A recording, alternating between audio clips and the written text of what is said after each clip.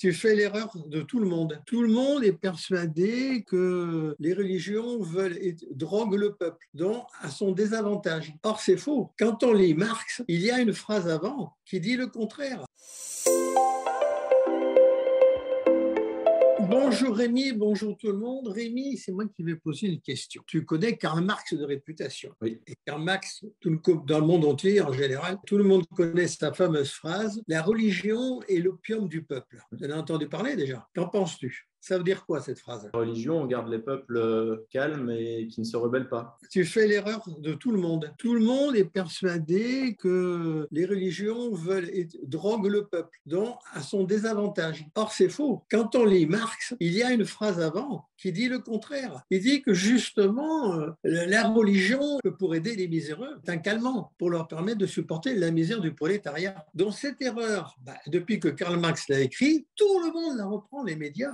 Et en fait, c'est le contraire. C'est fou, hein ? Ce qui veut dire qu'il y a combien comme ça de fausses vérités qui circulent dans le monde et que les gens croient. Quand j'ai dévoilé que Ève ne pouvait pas devoir manger la pomme, car quand Dieu prononce l'interdit, Ève n'est pas née. Pourquoi le saurait-elle ? Personne n'avait remarqué. Ou ceux qui l'ont remarqué ne se sont pas fait reconnaître. Donc il y a combien de contre-vérités comme cela dans le monde ? Et il y a combien de contre-vérités dans notre propre vie, à chacun ? On croit que quelqu'un dans notre famille est comme ça alors qu'il n'est pas du tout comme ça, qu'un autre est comme ça alors qu'il n'est pas du tout, etc., etc.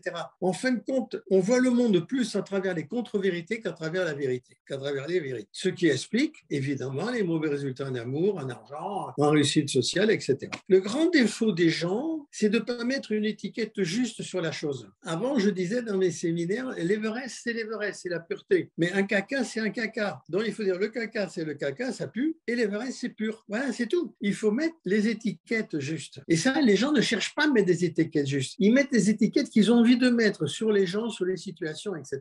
Toi-même, moi-même, on se trompe nous-mêmes. Tout mage que je suis, christique, j'ai sûrement mes contre-vérités également, que je ne veux peut-être inconsciemment même pas voir. Et c'est là-dessus, pendant le carême, qu'il faut travailler. Jusqu'au 14 avril, on est encore dans le carême. Donc, il y a encore le temps de travailler. Quelles sont mes contre-vérités ? Alors, où est-ce qu'on trouve beaucoup de contre-vérités ? Tu vas me dire en politique. Oui, c'est vrai, parce qu'ils montent tous. Mais dans un domaine plus intime, dans les relations amoureuses, c'est le champ fabuleux de contre-vérité. On pense que l'être aimé pense ça alors qu'il ne le pense pas du tout. On pense qu'il fait ceci alors qu'il ne le fait pas, etc., etc. Et également, dans un monde également très sensible, l'argent. On s'imagine que pour devenir riche, il faut faire ça, ou que pour devenir riche, il ne faut pas faire ça, etc. Et en fin de compte, les gens manquent d'amour et manquent d'argent. Ils finissent par ne plus se marier. Or, marier, ça commence par MA. Tout ce qui est main, c'est la matière. Donc, ce qui veut dire solidité. Tout ce qui est mis, c'est le mythe, etc.